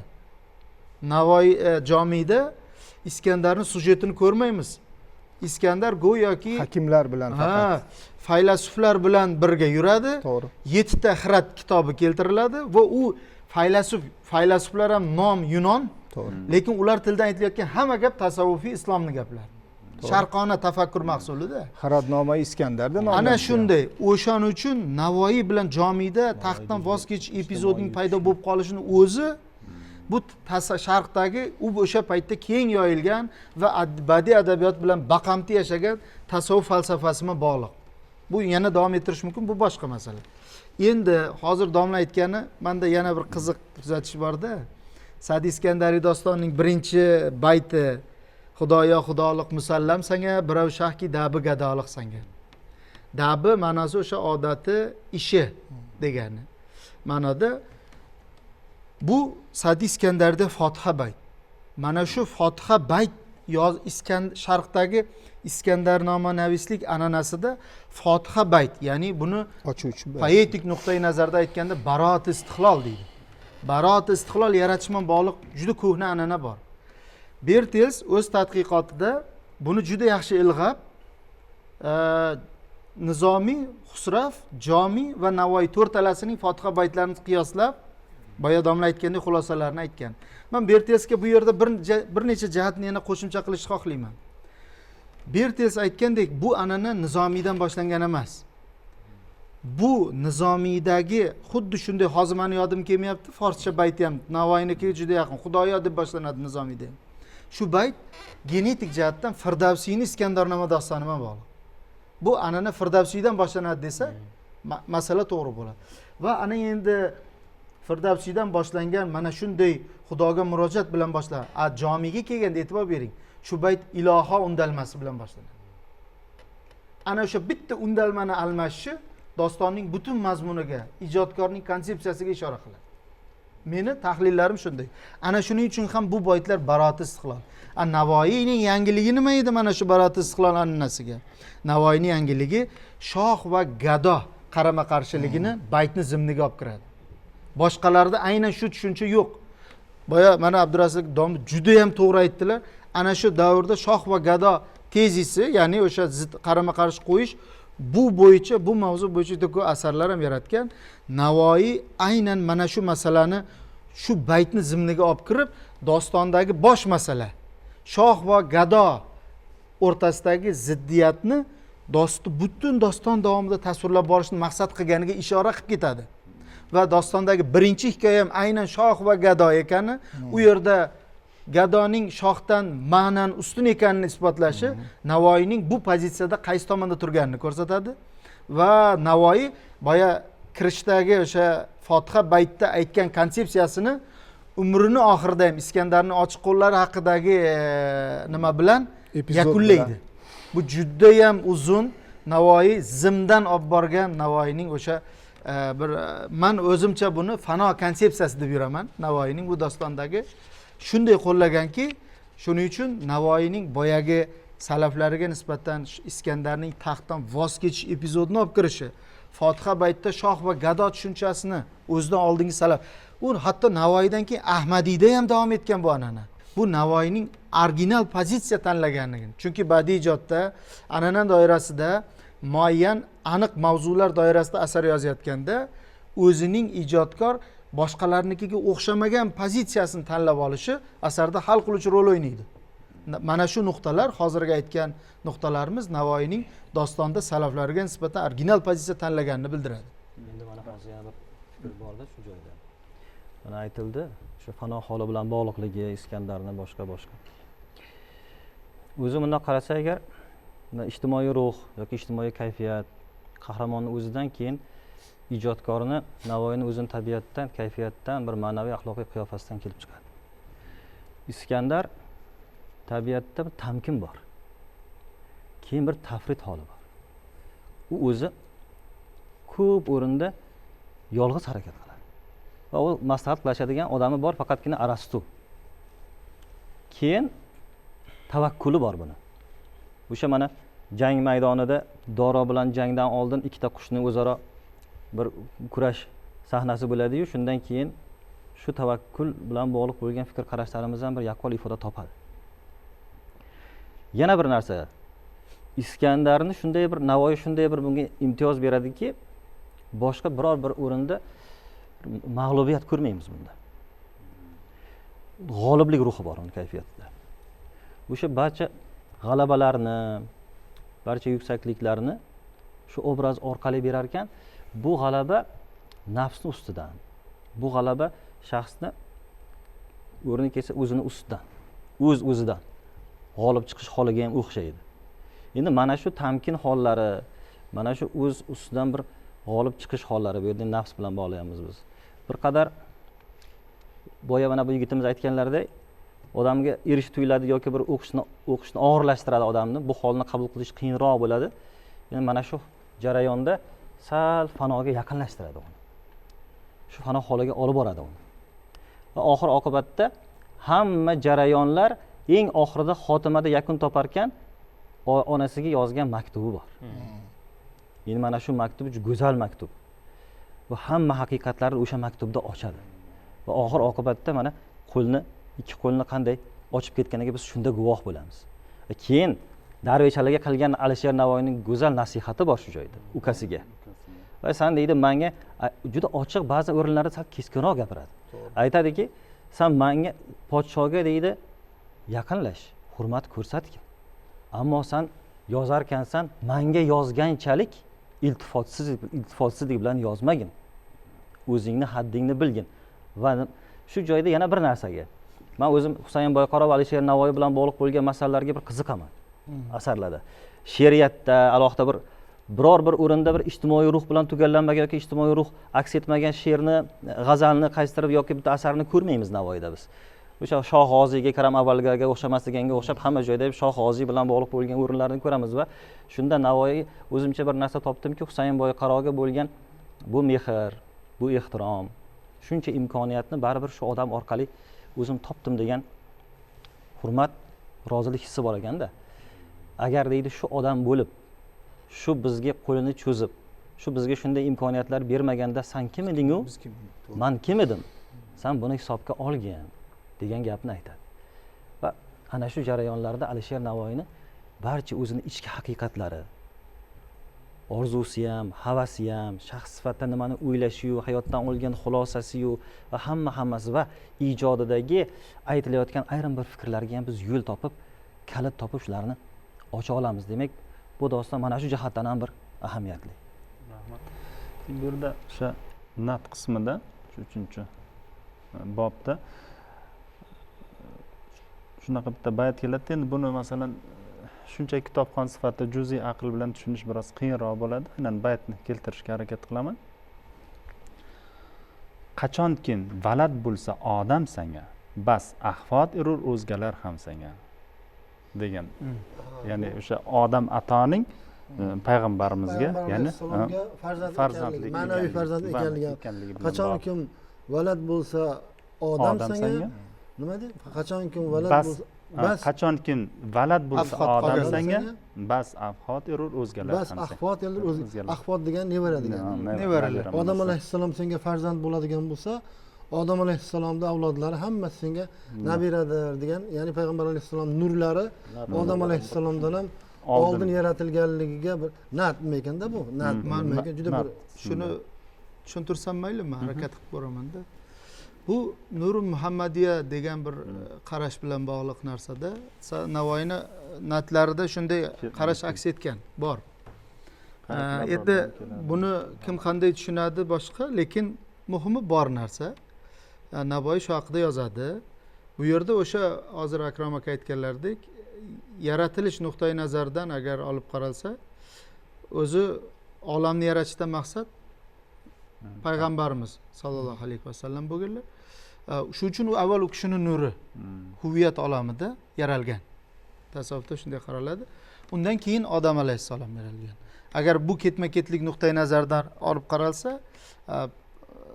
payg'ambarimizga nisbatan Odam alayhissalom keyin farzand, lekin agar vujud olami nuqtai nazarida olib qaralsa, bu ham senga o'g'il, ham ota deganday nima gap. O'z-o'zidan tabiiyki Odam alayhissalomni o'zi Muhammad alayhissalomga endi o'g'il bo'lgandan keyin qolganlar hammasi payg'ambarlar, ularni ummatlarimiz nevara maqomida-da. Ana shu bilan bog'liq, Nur Muhammadiya bilan bog'liq gapda bu. Bayt. Rahmat. Bu natlarning doimiy tarkibiy qismi. vaqtimiz bormi ozgina? Vaqtimiz Ana bemalol. savolga qaytsak, shahzodalar haqidagi savolingizga ozgina bir qo'shimcha qilmoqchi edim. bemalol. Hamsa yozilgan paytda 1483-85 yillarda Alisher Navoiyning Husayn Boyqaroning o'g'illarini o'rtasida hali ixtiloflar boshlanmagan edi. Hali ixtiloflar boshlanmagan. Sababi endi katta o'g'li Badiizuzamon Mirzo 1458-yilda tug'ilgan, 25-24 yoshlarda bo'lgan. Va ixtilofga sabab bo'lgan Muzaffar Mirzo 12-11 yoshlarda bo'lganda, hali aka ukani o'rtasida 10 yo 13-14 yosh katta hisoblanadi-da bunaqa paytda. Sabiy bo'lgan. Bunaqa payt hali yosh bola bo'lganda, hali kun tartibiga chiqmagan. Hali kun Husayn Boyqaroning boshini og'ritmagan hali. Lekin Navoiy o'ta ziyrak inson bo'lganda va g'aybni hech kim bilmaydi Xudodan boshqa, lekin o'sha g'aybda chiqadigan narsalarni Xudo taolo alomatlarini zohir qilib qo'yar ekanda, o'sha alomatlarini hamma ham ko'rmaydi ekan. O'sha ziyrak Alloh taolo farosatini o'tkir qilib qo'ygan odamlargina ko'ralar ekan. Navoiy o'sha o'tkir farosat bilan, juda kuchli bir nima bilan, nozik qalb bilan hali 10 yil, 15 yildan keyin yuz berishi mumkin bo'lgan voqealarni sezganda, mana hozir Maqsud Darvishaliga nasihatda aytdi. Juda og'ir gaplar bor. Sabab qilmasa shah lutfun Xudo, sen u men kim edik? Bir ikki gado deydi. Ana haqiqatda ustidagi kiyimidan boshqa hech narsasi qolmagan edi. 65-yilda, 64-yillarda Hirotda Abu Said Mirzo taxt olganda. Samarqand akasi ketgan Bahlulbek ham, Darvish Ali ham, o'zi ham faqat hamma narsa musodara olib ketgan, ham faqat ustidagi kiyim bilan qolganda. O'sha Husayn Boyqaroni marhamati, o'sha muruvvati sabab Xurosondagi eng katta sarmoyadorga, eng katta badavlat odamga, eng so'zi o'tadigan odamga aylandida va Navoiy Hamsa dostonlarining 4tasida Badiiuzzamon Mirzoga nasihati bor. Juda qattiq nasihatlar qilib keladi-da, istar esang davlat ila pirlik, bo'lma bu pir xizmatida taqsirlik deydi. Otang nazarda tutyapti. Agar deydi, davlatli bo'lib, umring uzoq bo'lib qarishni xohlasang, mana bu pirning xizmatida kamchilikka yo'l qo'ymagin deydi. Bu pir Husayn Boyqaro edi. Va yana o'shaning davomida aytadiki, yetsa g'azab tund yeling netga sen, mulk aning mulki qayon ketgasan deydi. Bu xuddi Husayn Boyqaroni o'limidan keyin 1 yil o'tmasdan o'g'illari qo'yday so'yilib, qochganlari qochib qolganlari so'yilib, haramlar hammasi Shayboniy xonning qo'liga tushishini 20 yil oldin sezganday gapiradi. Haqiqatda qochib ketdi bu Badiiuzzamon Mirzo. Oldin Tabrizga bordi, keyin Turkiyaga bordi. O'sha yerda bo'lib, o'sha yerda bir muhojirlikda vafot etib ketdi. Xuddi o'sha voqeani Navoiy o'ta ziyrak qalbi bilan sezganday, o'sha og'ir nasihatda 10 betli nasihat. Boshqa joylarda 3 bet, 4 bet o'sha Farhod va Shirindagi nimasi Badiiuzzamon Mirzoga konseptual bir nasihatda, qolganlarda madh ko'proq ketgan. O'sha ma'noda hozirgi siz shahzodalarga qanaqa nima deysizda, bu shu ma'noda Hamsada kelajakdagi voqealarni ko'ngli sezganda, hali 10-15 yil, 20 yildan keyin bo'lish voqealarni sezganda va Hamsada mana shu hayotga yaqinlashtirgan Navoiy Hamsani. Bu faqat xayoldagi bir orzudagi bir asar emas, bu hayot bilan yonma-yon baqamti ketgan asar. O'sha tarixda voqealarni bayon qilib keladi-da, yonida o'sha kundalik voqealar, hayotda bo'lib turgan, o'zi ko'zi bilan ko'rib turgan Navoiy endi katta munosabatlar, katta oliy darajadagi munosabatlarni, muloqotlarni ko'rganda, shuning uchun mana bu yigit aytgandek, podshohlarning o'rtalaridagi munosabatlarni ham eng daqiq joylargacha yoritib bergan. Navoiy har bitta baytida yoki har bitta asarida mamlakat yahdidligini doimo ko'zda tutgan. Shu Astarobodga hokim etib tayinlanganda, qaytib kelgandan keyin 2 yildan keyin Sulton Husayn Boyqaro bilan orasida gap bo'lar. Endi kim bu yerga hokim? Badiiuzzamonni ko'rsatadi. Va Badiiuzzamonga yozgan maktublari bor. Men Mirzo qoshida sizni qo'llab-quvvatladim. Endi bu yog'iga belni mahkam bog'lab, mamlakatni boshqarasiz, viloyatni. Qarang. Doimiy siyosiy jabhada bo'lgan. Mana shu tomonlari bilan Navoiy salaflari va xalaflaridan ajralib turadi. Oxirgi vafotidan oldingi 2-3 kundan oldingi voqeani eslang. Holsiz bo'lishiga qaramasdan harbiy safardan qaytayotgan Sulton Husayn Boyqaroni Hirotdan tashqariga chiqib kutib oladi. Va shunda yelkasiga qo'yib hushidan ketadi va keyin 3-4 kundan keyin rihlat qiladi. Mana Navoiyni tutgan rutbasi. Bu hozir aytilgan gaplar hammasini zamirda shu narsa turibdiki, men e'tibor bersangiz, davlatchilik bilan bog'liq masalalar Sa'diy Iskandarda juda ham yuqori planlarda, juda aniqlik bilan ifodalanganda, chunki hozir domla aytgandek, uni Navoiyni bunday konkret masalani ifodalay olishiga uni albatta siyosiy tajribasi qo'l kelgan. Albatta. Chunki boya kimdir hozir aytdiki, bu yerda Navoiy nafaqat shunday bo'lish kerakligi haqida aytdi va amalda unga harakat qildi. O'sha asarlarida, maslaklari yo'lida, maslagi yo'lida kurash. Asarlarida o'sha o'zi davlatchilik tajribasida orttirgan tajribalarini badiiy qiyofada qayta gavdalantirgan. Men hozir ayrimlarini aytib beraman. Masalan, Abu Said Mirzo haqidagi hikoyatlar bor-ku Sa'diy Iskandariydagi. O'sha tarixiy voqeaga asoslangan. Bu o'zini zamonida o'zi ko'rgan voqealarga asoslanadi. Ko'p voqealar o'sha Abu Said Mirzo lashkarlariga maoshini vaqtida bermay, ularning tarbiyasiga mas'uliyatsizlik qilgani uchun lashkari o'sha jang mahalida xiyonat qiladi. O'sha davlatchilik masalasida podsho el ulusni tutishi va askarlarni boshqarish masalasida Navoiyni bunday eng sara nasihatlarni jamlashi, u Badiiuzzamonga bo'ladi, Darvish Aliga bo'ladi va hokazo, hammasini tagida Navoiyning siyosiy tajribasi turibdi-da. Bu yo'li bor. Shu adolatga ham katta urg'u beradi-ku. Adolat masalasiga eng katta urg'u beradi. Hukmdor uchun deydi, birinchi masala. eng birinchi masala deydi. Asosiy qismdagi birinchi masala adolat. Sulton Mahmud otasi Mahmud tushida ko'rgan. Shu nimani keltiradi-ku. Endi mana shu yerda adolat bilan bog'liq bo'lgan o'rindagi fikr, asarni boshdan oxir endi Navoiyni o'zini zamonasi nafaqat Navoiy zamoni istalgan bir jamiyatda endi turli qiyofa odamlari bo'lgan. Navoiyga ham oson bo'lmagan bunday qaraganda. Shu qaysi bir yolg'onlar, turli turlanuvchi, bir o'yinchi guruhlar, boshqa hammasi mana shundan bir tabiatini tozalash ma'nosida ham yoki bir toza tutish ma'nosida ham bir qanday yo'llanmalar beradi deb o'ylayman-da o'zim. Rostlik, tabiati tozalik, soflik, musaffolik, adolat bu g'oyalar, bu fikr qarashlar har bir badiiy detalda ham ko'rinadi. Masalan, o'sha Chin Xoqoni bir ko'zgu beradi. Shu ko'zguni bir tomonida agar davrada birov sal qanaqadir bir masalasi bo'lib qolsa agar u darrov bilinardi. Ko'zguning ikkinchi tomonida birov yolg'on gapiradigan bo'lsa agar u ko'rinishi juda chiroyli bo'lsa ham qiyshayib qolardi. Hozir yolg'on gapirishni aniqlaydigan detektorlar haqida mana dunyoda eng ko'p ishlatishyapti-ku. Bu Navoiy tasvirlaganda, qarang, oynani nimamish bir yuzi shundaymishki, bir yolg'on odam rost gapiryaptimi, yolg'on gapiryaptimi? Ana shuni aniqlash vazifasini bajargan oynaning bir yuzi. Shunga tutsa, agar yolg'on gapirayotgan bo'lsa, yuzi qorayib ko'rinmay qoladi deydi Navoiy oynada. Sabbay sayyorda ham Sabbay sayyorda ham buni bir detali bor-da. Navoiyning endi bu innovatsion bir nimalar. Aslida bu faqat Navoiy ixtiro qilgan narsalar emas, Navoiydan oldin ham bo'lgan. Lekin men demoqchimanki, bugungi ilm-fan kashf qilayotgan juda katta olamshumul voqealarning ko'pi haqida shu sharq mutafakkirlarida yaxshi tasavvurlar bo'lgan, aniq.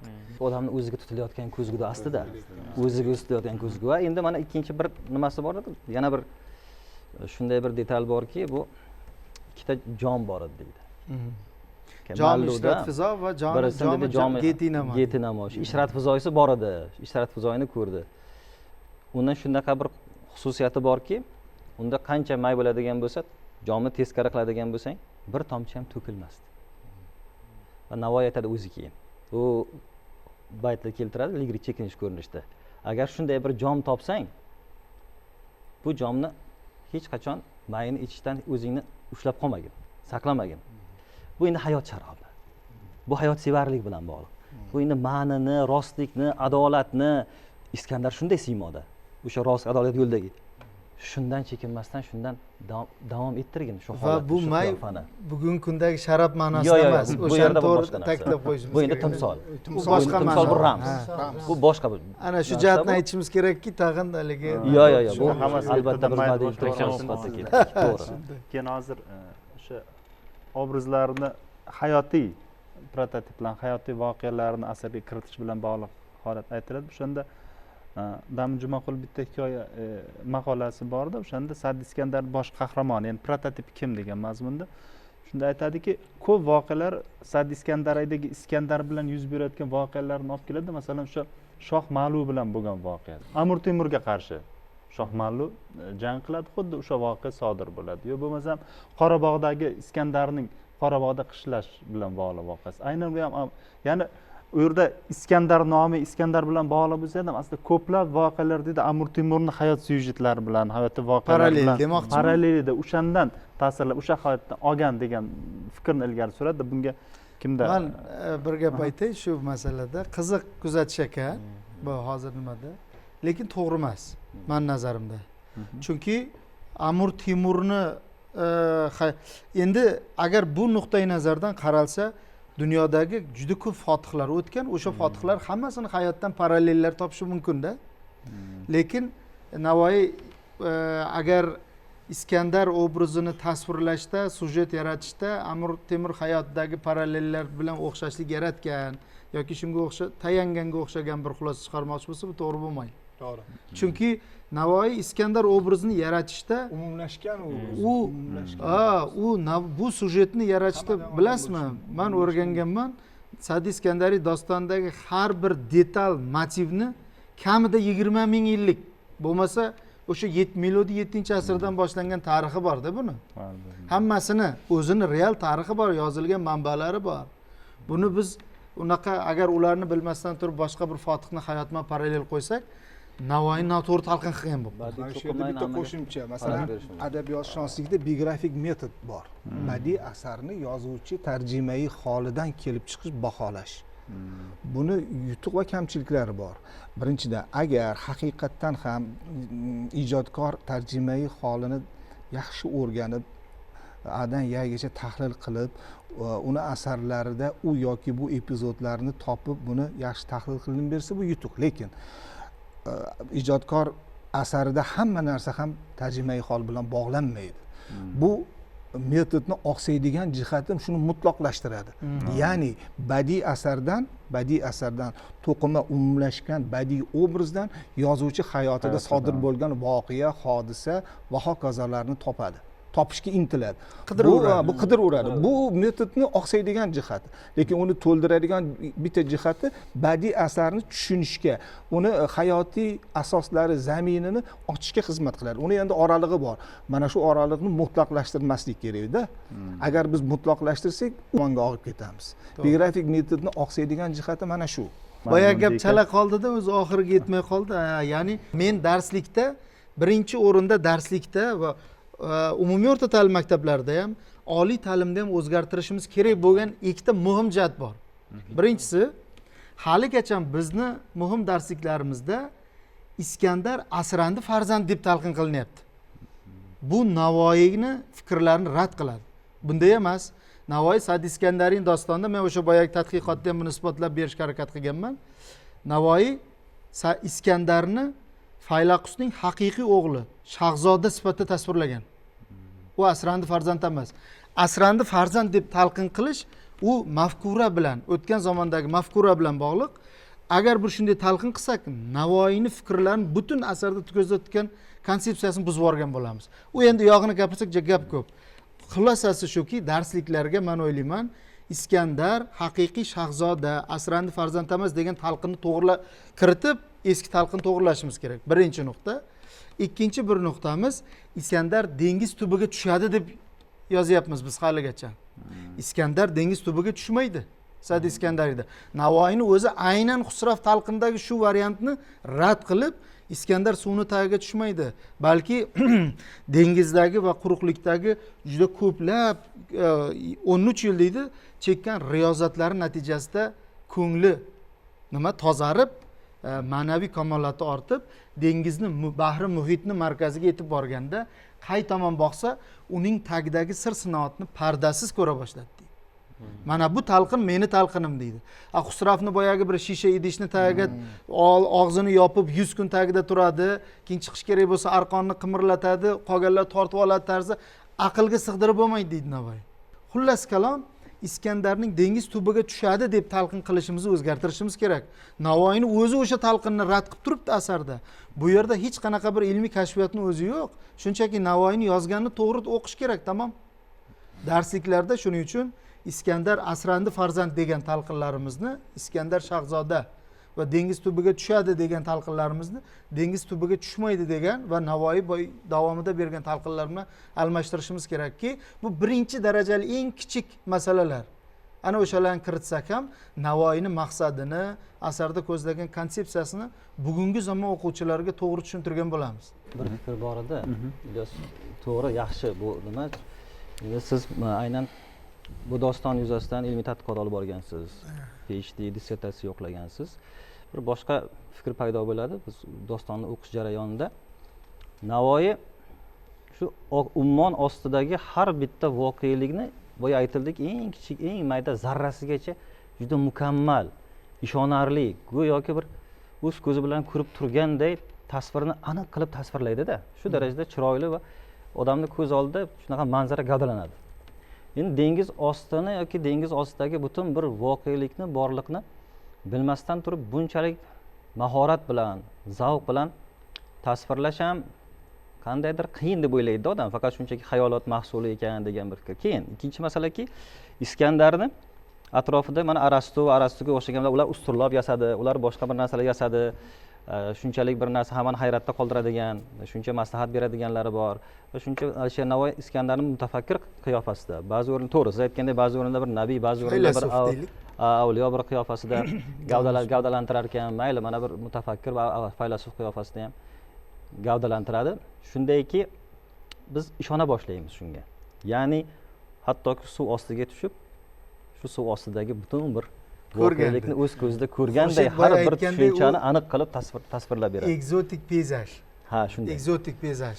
Meni nazarimda man hozirgi aytgan gap u Navoiyni gapida. Meni o'ylab topgan narsam emas. Ya'ni aytmoqchi bo'lganim, Navoiyni o'zi Iskandar dengiz tubiga tushmadi degan gapni uzul kesil aytadi. Bu hali lekin juda bahsli masala, chunki aniq yechimini buni hali qarang, yo'q. ilm Maqsadga ko'rish kerak. bu to'g'ri. Bahsli. Nima uchun? Chunki biz tushgan deb o'rganib qolganmiz-da. Va Xusravda tushgani yozilgan. Xusravgacha ham u tarixda hammasida tushgan deb yozilgan. Navoiy tushmagan degan qarashni beradi, Navoiyni qarashi. Biz Sa'd Iskandariy haqida modomiki gapirar ekanmiz, tushmagan deyishimiz kerak. Chunki Navoiy shunday yozgan. Birinchi masalada, ikkinchisi boya aytganingizdek, dengiz tubidagi butun borliqni qanaqa qilib buncha ipideginasiga tasvirladi desangiz, u aytayapti Navoiy, ko'rmadi emas, ko'rdi, lekin dengiz tubiga tushmasdan ma'rifat ko'zi, sir pardalari ochilib, unda valiylik sifati paydo bo'ldi deydi. Unda hozir bayti aniq esimga kelmayapti, men haltdan beri urinyapman. Haligi valiylik, xuddi payg'ambar nuri, valiylik nuri ko'z chirog'ini yoritdi degan mazmundagi gapi bor-da Navoiyni.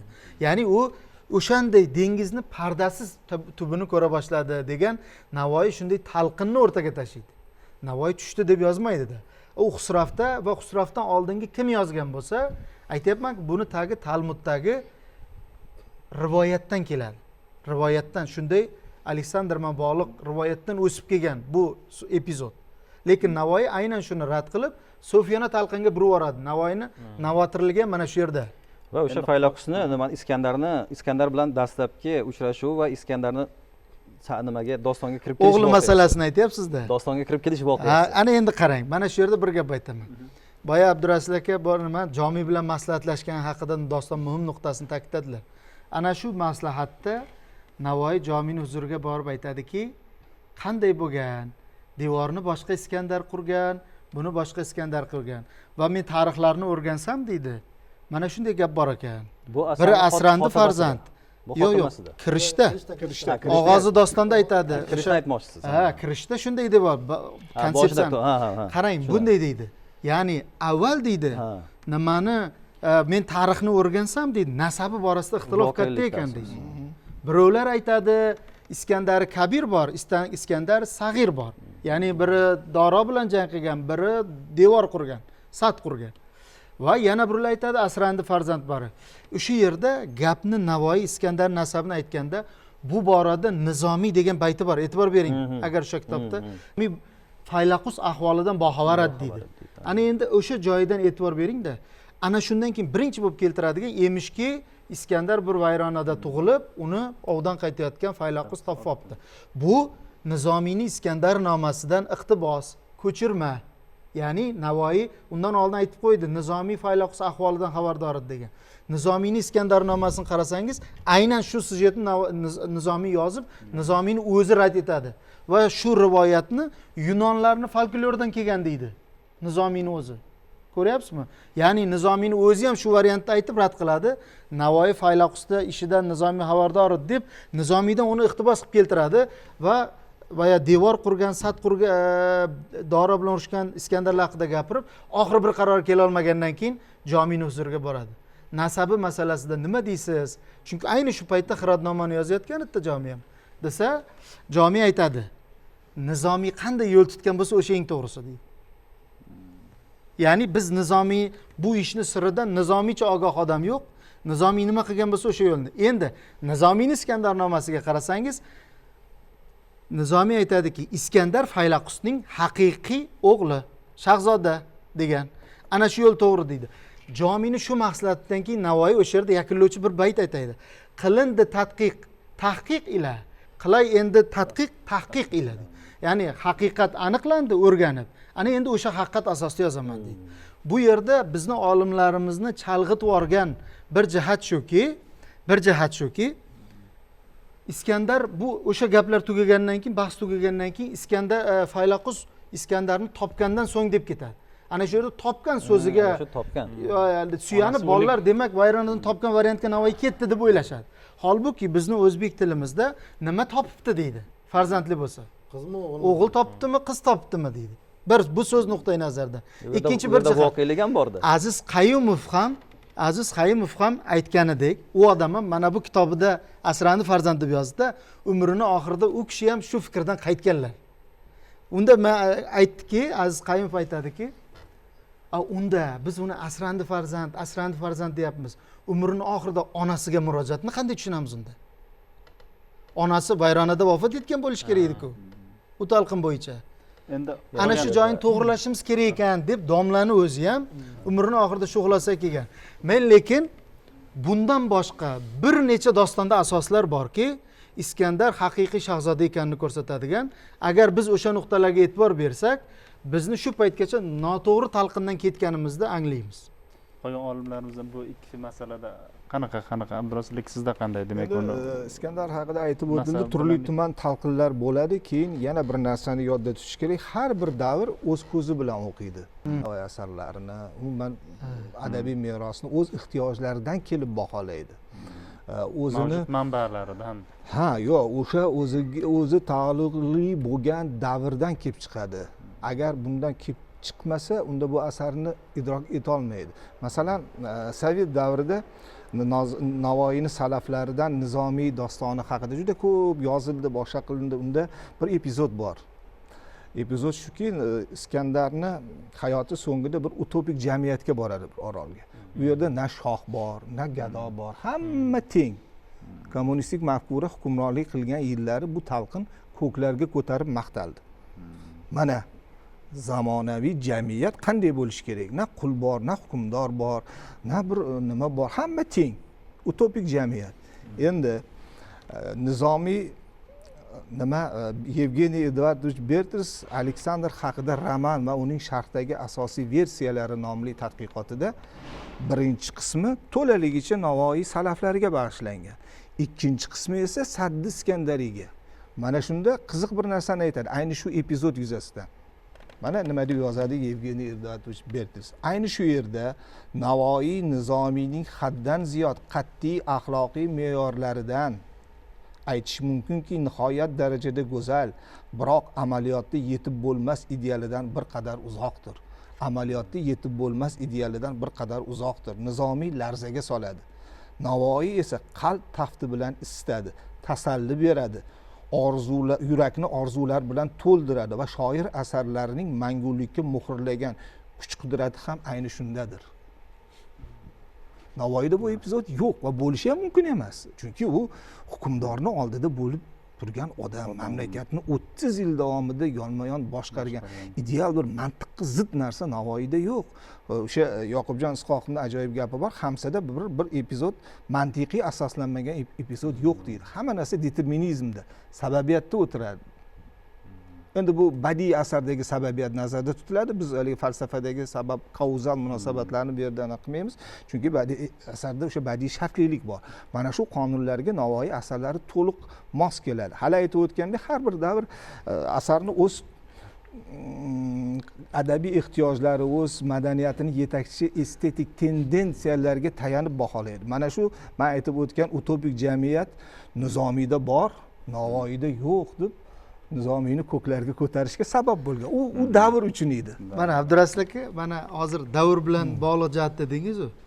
Bu bor narsada xuddi shunday Iskandarning nasabi masalasida albatta o'sha davr mafkurasini alqash ko'kka ko'tarish yo'lida foydalanildi. Ya'ni nimaki, tashlandiq joydan topilgan bir bola tarbiya natijasida mana qanday odam bo'lishi mumkin.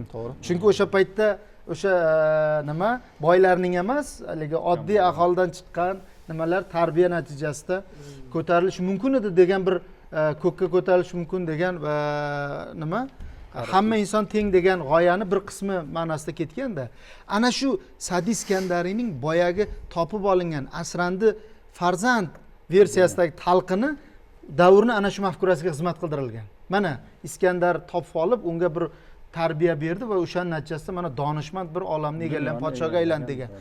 O'zi aslida Navoiyni o'zi uni Nizomiydan asarda iqtibos qilib keltirib, Jomiy bilan maslahatlashib, Nizomiy ham shahzoda degan, men ham shahzoda deyapman va sen ham shunday deganing ma'qul deb Jomiy maslahat berib tursa, qanaqa qilib Navoiy uni chekkaga qo'yib boshqa variantni ham tasvirlab, o'zi o'sha mantiqni o'zi tasavvur qilib bo'lmaydi-da.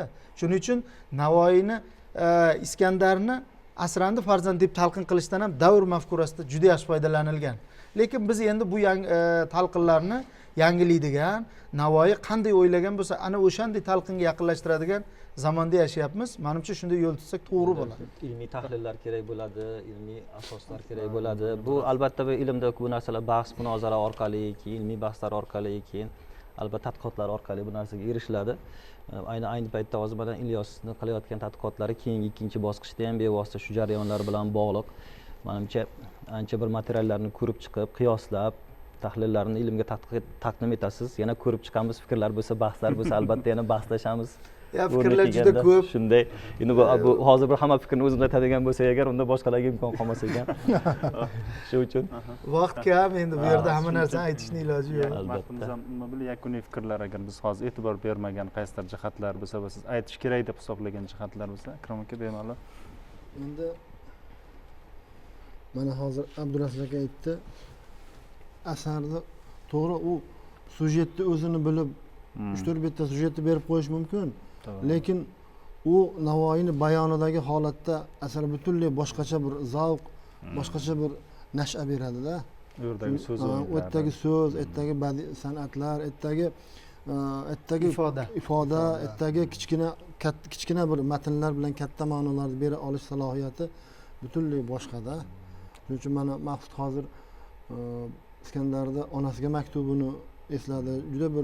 Juda bir dramatik, juda katta bir fojiali bir sahna asar. U bizda dramatik asarlar bo'lmagan deydi. Hamsani har bitta bobi o'zi bitta sahna ko'rinishi. To'ppa-to'g'ri. Har bir o'sha Iskandarda onasiga maktub bo'ladimi yo o'sha Farhodni asir qilib olib kelinib mana Xusravni oldiga qo'yilishimi, Laylani vafot etganda onasini oyoqlarini tiklab yuziga suv sepib nima qilishar, ruhiy ota-onasining qabriga borib qilgan nolasimi har bittasi juda go'zal dramatizm bilan sug'orilgan asarlarda. Sad Iskandariy ham bundan xoli emas. Sad Iskandariyni aslida bu alohida dars qilib, alohida sekin o'qiladigan narsa. Bu darsliklarda hajmida juda buni o'zlashtirish qiyin bu. Juda qiyin. Alohida mana eshitamiz ustozlar 80 yil, 100 yil oldin Sa'diy Sheroziyni Guliston asarini dars qilib olishar ekan. Har kunda bir betdan o'qib ustoz uni sharhlar ekanda. O'zi asli Hamsa ham shunaqa o'qiladigan asar. O'zi bo'lgan shunaqa Hamsaxonliklar, Navoiyxonliklar bo'lgan. Shuni yana joriy qilish kerak. Bu odamni ta'bini katta nazm ustozlarini, katta adiblarning asarlarini o'qish albatta odamni ta'bini o'tkirlashtiradi, zakovatini nima qiladi-da, zakovatini tarbiyalaydi. Shu ma'noda Hamsa Navoiyni ijodini cho'qqisi bo'lganligi uchun Hamsaga yaqinlashish kerak. Mana shu jarayonni o'zi ham hozirgi mana shu ko'rsatuv, shu jarayonni o'zi ham mana hozir bu yerda qancha savollar keldi, savollar berildi, boshqa bahslar, munozaralar, fikrlar o'rtaga tashlandi. Bu ham tomoshabinlarga ko'p narsa beradi aslida. Ko'p fikrlar, ayrim bir fikrlarni o'zgartiradi, ayrim bir narsalar qiziqish uyg'otadi. Asarga bo'lgan qiziqishni boshqacha tarbiyalaydi. Mana shunday yo'llar bilan Navoiyni xalqqa yaqinlashtirish imkoniyati bor ekan demak. Albatta bundan ham xursand bo'lishimiz kerak. Shu ma'noda. Albatta. Xurshid Abdurasul aka agar xohlasangiz. Men dostonni sarlavhasiga bir e'tibor berishlaringni so'rardim. Saddi Iskandariy, Iskandar devori. Nima uchun shunday nomlandi? Iskandar butun yurishlari davomida, men endi qisqaroq aytaman, agar yanglishmasam, Qirg'on o'lkasiga borganda Yajuz Majuzlarga duchor bo'ladi. Bu insoniyatga qiron keltiruvchi maxluq. Mana shulardan qutqarish uchungina mana shu sadni, ya'ni devorni qurdirgan. Mana Navoiyni gumanizmi yoki bo'lmasam o'sha ochiq qo'l bilan ketayotgan Iskandar obrazi, hayratomuz obraz. Bu haqda masalan akademik Nikolay Konrad o'z vaqtida mana nimalarni yozgan edi.